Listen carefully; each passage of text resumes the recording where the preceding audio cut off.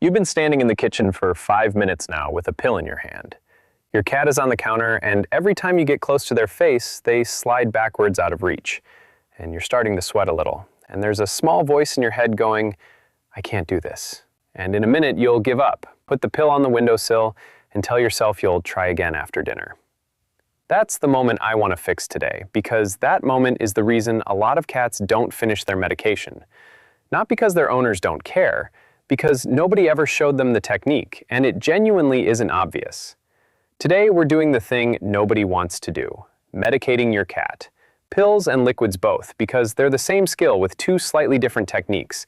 And if you've got a cat, you'll need this at some point. Sooner if they're a senior. And here's my promise.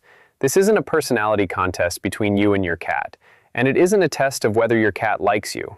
It's a skill. Clumsy the first 2 or 3 times, then a 10-second job you barely think about. I'll give you the positioning, the technique, and small mistakes that turn a routine morning into a wrestling match. There's one in particular that almost everybody makes on their very first attempt, and it's the one that can put a cat off being medicated for the rest of the course. I'll come back to that one. Quick note before we start.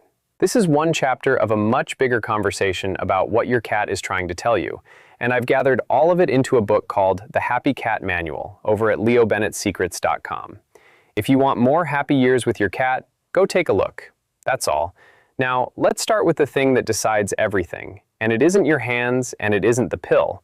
It's where the cat is sitting before you've even opened the bottle. Positioning yourself for success is the entire game, and almost every failure I hear about comes down to a bad angle. Here's why it matters. A cat's primary defense against anything happening to their face isn't scratching and it isn't biting. It's reversing. They back up. That's the move. And every time they back up, you lose your grip, your position, and the round. So the cat wants to be facing away from you, tucked into your body, with something solid behind them. If you're right-handed, they sit in the crook of your left arm with their back end against your torso or your legs. On a table, position them so their rear is against your chest. Now they've nowhere to go, and you haven't had to grip them hard to achieve it. And that's the second half of the principle. You are containing them, not restraining them. If you find yourself reaching around a cat, contorting yourself, chasing a face that keeps sliding away, stop and start again with better positioning. 10 seconds of setup saves a 2-minute struggle. And if your cat is wriggly, don't grip harder. Lean in and gently press them against your body instead. A cat pushing back against something solid settles. A cat squeezed by fingers fights. Now, pills. And the first thing to say is that most of what people believe about giving pills is wrong. So let me clear the biggest one out of the way immediately. Do not hide the pill in food. I know that's the first idea everybody has, and it occasionally works, but for most cats, you're wasting the pill. Cats eat differently to dogs. A dog inhales a bowl and never notices. A cat investigates, sorts, and eats selectively, and a huge number will neatly consume every scrap in that bowl and leave one clean pill in the middle of it. Worse, some eat the food, then spit the pill out somewhere you won't find it, and now you don't know whether your cat has been medicated today. That's not a small problem when the medication matters. So the pill goes in the mouth, directly, by hand. Here's the technique. First, pill size. Ask your vet, because it matters more than people think. And if the tablet is large, there may be a smaller formulation, or it may be splittable. Don't split anything without checking, because some tablets must not be broken. Second, make it slippery. Swipe it through something your cat likes that coats it. Wet food, a little butter, plain yogurt, sour cream. That masks the surface taste and helps the pill slide instead of sticking to a dry tongue. And a quick note here, because people carry this over from dog habits, cats cannot taste sweetness at all. Peanut butter does nothing for a cat the way it does for a dog. Go savory and fatty instead. Third, and this is what makes it painless long term, have their food ready first. Put the meal down, intercept them on the way to it, give the pill, and let them go straight to breakfast. Do that consistently, and the pill stops being an ordeal and becomes a 2-second speed bump inside a routine they enjoy. They may still wriggle, they won't dread it. Now the actual movement. Sweep the whiskers back with your hand and take hold of the upper lips, gently, on both sides. And here's the mechanical trick that does the work for you. As you lift the upper lip and tilt the head back, the mouth comes open by itself. You aren't prying a jaw apart, you're tilting a chin toward the ceiling and letting the mouth fall open. Then, with the pill in your other hand, You go all the way to the back of the tongue. This is the part people get wrong, and it's why the pill ends up on the floor. Place it on the front or middle, and your cat simply pushes it forward and out. The back third triggers a swallow. The front third triggers a spit. So commit, get it back there, and drop it. Then close the mouth, keep the chin pointed at the ceiling, and count to 3. That's it, 3 seconds. You can stroke the throat gently to encourage the swallow if you like. And then let go and let them go straight to their food, which is your reward and theirs. One note about older cats. Some seniors have arthritis in the neck, and that chin to the ceiling tilt can genuinely hurt. So with an older cat, or one who resists the head tilt specifically, be gentle about the angle and don't force it. Mention it to your vet because there may be a better route for that cat. And there's a tool worth knowing about, which is a pill dispenser, sometimes called a pill popper or a piller. It's a thin plastic tube with a soft tip. The pill goes in the end, and a plunger pops it out at the far side. The technique is exactly the same. Same positioning, same whisker sweep, same lip lift, same chin tilt, and you work the tip into the side of the mouth and release at the back of the tongue. What it buys you is reach. Your fingers never go past the teeth, which is a genuine advantage with a cat who bites, or if you've got short fingers and a small mouth to work with. It isn't cheating. Plenty of people find it easier than hands, and plenty find the opposite. Try both and use whichever one your hands find easier, because the technique underneath is identical. And one last thing on pills, which almost nobody tells owners and which genuinely matters. Follow the pill with something. A little food or a few licks of water. Because a dry pill sitting in a cat's esophagus can cause irritation, and some cats have real difficulty getting tablets down. That's exactly why I want the food ready before you start. It isn't just about attitude, it's making sure the tablet actually arrives where it's meant to go. Right, liquids. And a lot of people assume liquid is the easy option. Sometimes it is. Sometimes it's considerably harder, and it depends entirely on the cat. Some are much easier to pill, some much easier to squirt. It's worth having both skills, and worth telling your vet honestly which goes better for yours, because they can often prescribe either.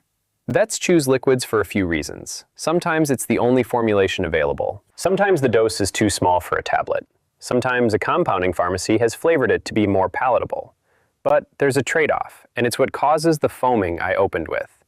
A tablet is usually coated, so your cat barely tastes it. A liquid has nowhere to hide. Most drugs are genuinely bitter, which is why liquids get compounded into a chicken paste or syrup base to mask what's underneath. It doesn't always work, and that's not the pharmacy's fault. Some drugs are simply very bitter. So, the equipment. You'll get a syringe with the medication, and it'll usually be one of 2 sizes. And knowing the difference matters because getting it wrong means an incorrect dose. A 1 milliliter syringe holds a maximum of 1 milliliter, marked in tenths, so you can measure very small amounts accurately. A 3 milliliter syringe holds 3, with coarser markings. The rule is, use the smallest syringe that will hold your dose. If your vet prescribed 0.2 of a milliliter, that's tiny, and measuring it in a 3 ml syringe is asking for an error. Ask your veterinary team to show you exactly how to draw up your dose. There's no embarrassment in that, and it takes 30 seconds. And a related point on volume. Small is better, and vets deliberately aim for the smallest volume that will do the job. That isn't to make your life easier, though it does, it's because large volumes spill. A cat given 2 milliliters of anything lets a good portion run out of the sides of the mouth and down the chest, and now you've no idea how much of the dose went in. Small volume, reliable dose. So if the amount in your syringe looks almost insultingly small, that's a good sign, not a mistake. Now the technique. And the good news is that it's almost identical to pills. Same positioning, cat facing away, tucked into you, nowhere to reverse. Hold the syringe with your index finger on the plunger, sweep the whiskers back, take the upper lips, tilt the chin toward the ceiling until the mouth eases open. Then, work the tip into the side of the mouth, not the front, past the teeth, aiming for the back third of the tongue. And squirt. Not a slow trickle, because a trickle pools at the front and gets tasted and spat. One deliberate push. Then close the mouth, chin at the ceiling, count of 3, and a stroke under the chin to help the swallow. And now the mistake I promised you at the start, the foaming. Here's exactly what causes it. When bitter liquid lands on the front of the tongue, where most of the taste happens, some cats respond with enormous, sudden salivation. White froth everywhere, running down the chin, and it looks genuinely alarming. Owners call clinics in a panic, thinking they've poisoned their cat. They haven't.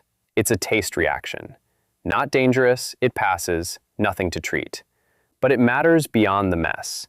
Your cat has now had one truly unpleasant experience with that syringe, and cats have long memories. Do that a few times and you've created a cat who's very difficult to medicate for the rest of the course, and possibly beyond. So the fix is the same instruction as everything else in this video. Get it to the back of the tongue, past the taste. Side of the mouth, back third, one push. Do that and most cats swallow it without ever really registering the flavor. There are a couple of other routes worth knowing exist, so you can ask about them. Transdermal medications are pastes rubbed onto the skin, usually inside the ear where there's little hair, and the drug absorbs through it. Not every medication works that way, and they have their own pros and cons, but for some cats and some drugs, they're a genuine option. There are also palatable pastes from compounding pharmacies, given exactly like a liquid. If your cat is genuinely impossible to medicate orally, ask your vet whether any of these apply. Don't quietly stop giving the medication, which is what a lot of people do out of desperation, because that's how treatable conditions become serious ones. And here's one specific thing worth knowing, because it's a genuinely useful exception. There's a common painkiller for cats called buprenorphine, and it's often prescribed as a liquid. What's unusual about it is that it's absorbed through the mucous membranes of the mouth, the tongue, and the gums, which means your cat doesn't actually have to swallow it. That gives you a lot more room for error. You can be considerably sloppier, squirting it into the side of the mouth, and it'll still do its job. This is why in clinics you'll sometimes see it given to an extremely difficult cat at the exact moment they open their mouth to hiss. I'd still aim for good technique, and I'm not suggesting the hissing trick as a home method. But if you've been prescribed this drug, know that a bit of spillage isn't the disaster it would be with something that needs swallowing, and check with your vet how much precision your prescription needs. So let me give you the pitfalls in one place, because they're a short list and they're all avoidable. Bad positioning, so the cat backs out of your grip. That's the biggest, and it's fixed before you begin. Placing the pill or liquid at the front of the mouth, which gets you a spat-out pill or a foaming cat. Using a syringe too large to measure a small dose. Hiding pills in food and never knowing whether the dose went in. Gripping instead of containing. Giving a dry pill with nothing to wash it down.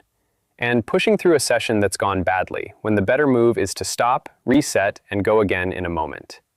And here's what I want you to take away, because the emotional part is what defeats people. When it goes wrong the first few times, and it will, most owners conclude one of two things. Either my cat is impossible, or I'm bad at this. Neither is usually true. This is a physical skill, exactly like learning to chop an onion, and physical skills are clumsy at first and then automatic. There genuinely is the occasional cat who's exceptionally difficult to handle, and if that's yours, your vet has options, including different formulations and different routes. But for the overwhelming majority, with the right positioning and a bit of practice, this becomes a 10-second part of the morning neither of you thinks about. I know owners who've given a daily pill for 8 or 9 years running, and it's just part of breakfast now. And the reason all of this matters isn't convenience. It's that when your cat is genuinely unwell, the medication only works if it actually goes in, on time, every time.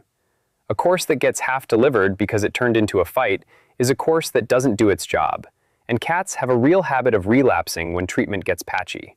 So the 10 minutes you spend getting comfortable with this technique now is an investment in every illness your cat has for the rest of their life. Position for success. Back of the tongue, chin at the ceiling, count of 3, then food. That's the whole thing, and everything else in this video is just detail hanging off those 5 steps. So tell me in the comments, are you a pill person or a liquid person? And which one does your cat actually tolerate better? I'm genuinely curious how the split falls. Hit like, subscribe, and send this to somebody who's currently losing this fight every morning. Thank you for watching. See you in the next one.